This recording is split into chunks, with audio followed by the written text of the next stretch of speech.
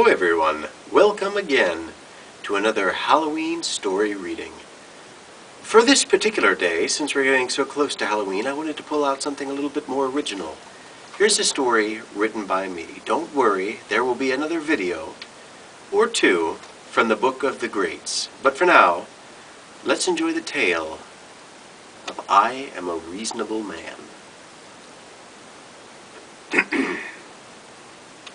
I am a reasonable man.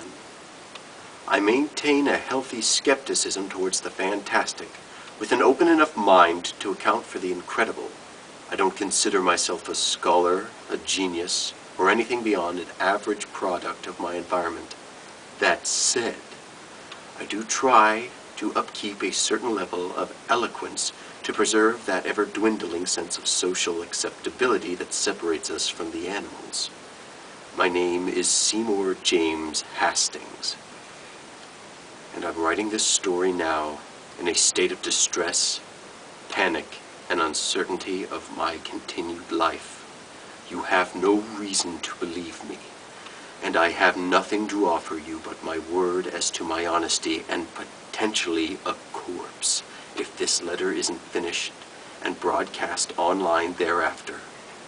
A dramatic statement, but I can morbidly assure you that I don't know if I'm safe inside my home or not.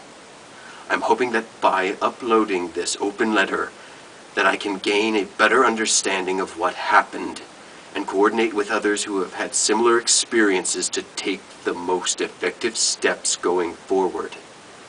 If I need to call someone to deal with this, I'm not so blinded by pride as to refuse help.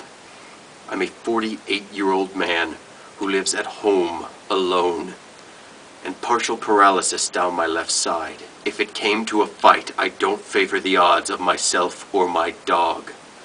I own a 7-pound Chihuahua who's blind in both eyes and whose teeth I had to get removed several years ago after an infection. I'll leave contact information attached at the bottom. I'd taken King Henry out 40 minutes ago at 8:32 p.m. to make his nightly mess. It was a normal night. There was no fog, no obstruction of the sky, and enough lights from the dirt road for me to comfortably make out shapes in the empty lots without any real hassle. I live in an undeveloped rural area that was supposed to be a nice gated community before some funds mysteriously fell through. Suffice it to say, I don't have many other neighbors. That doesn't bother me. I like my privacy, and I'm close enough to town that I don't have to worry about being left out in an emergency. I usually spend this time observing the wild rabbits and squirrels outside of the small fenced-in portion of my backyard. Since Henry's blind, it usually takes him a while to finish, so I have an excess of spare time to do such things, or I would, normally. Tonight it was quiet, a dead quiet without crickets, rustling in the tall grass, or anything. Nothing but the sound of my porch light's usual hum, and the sound of a little blind dog bumbling around looking for a place to make his poops.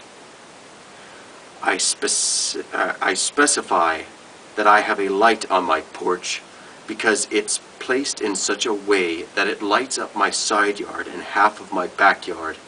I'd given King Henry his time and was heading out to the yard to guide him back to the door when I started to notice that the light wasn't traveling as far as it normally does. Half of my yard beyond the tool shed in the fenced-in part of my yard and my side yard were pitch black. I should mention that my dog normally has a strong understanding of the yard, and I've never had to really do much more than make some noise to help him zero in on the door. But I could tell he was having trouble tonight and wasn't coming when I called him. He was just wincing and stumbling towards the side yard. He got about 3 feet from the edge of the fence before I got over to him and started feeling uncomfortable and feeling like I was hearing noise at the opposite side of my house. I say feeling because I can't really describe the noise or recall it clearly. The closest I can get to is a sort of faint crunching, as if stones were being moved slightly. I didn't have long to think about that, because when I looked forward to pick up King Henry, I saw impossibly white eyes looking back at me, about 7 to 8 feet in the air. But it wasn't quite the air either. The lack of light seemed to be at its worst around those eyes. I'd have said it was a figure standing there, but I could clearly make out the lack of a form. There wasn't anything distinguishable as limbs or a head or a cloak or anything that could make sense of this thing.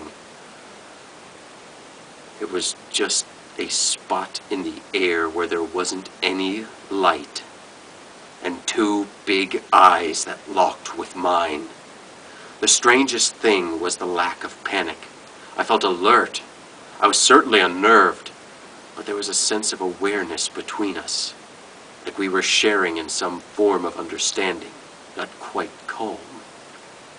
A tense sort of stalemate, like I'd ruined a surprise before a broad smile of flat teeth broke through the dark patch, and pale, spindly arms, longer than I was tall, began to stretch up over the fence out of nowhere. I was watching something stretch its way out of a formless void, creaking and cracking like the limbs of an old tree, or like something to that effect. I think he was reaching for King Henry, but I grabbed him and hurried back inside. I don't know why I was lacking the sense of urgency I'm feeling now after I've sat with this, but it was like a fine sort of clockwork. I knew I needed to pick him up and get inside. I knew I needed to move quickly, but that clarity to be absolutely terrified was not there. I must have just needed a bit to process the experience, because I'm shaking right now. I've watched the backyard for at least half an hour to see if I could spot this thing more clearly. Every light in my house is on, and I have a bat with me just in case. Henry never once fussed and is sleeping upstairs like a brick. I'll be up for a little while longer just in case. I don't know what I'll do if something happens or what I'm expecting, but I know I'll be ready to do something. I'll check the replies to this in the morning to see if there's a rational explanation or not. Regards, Seymour J. Hastings.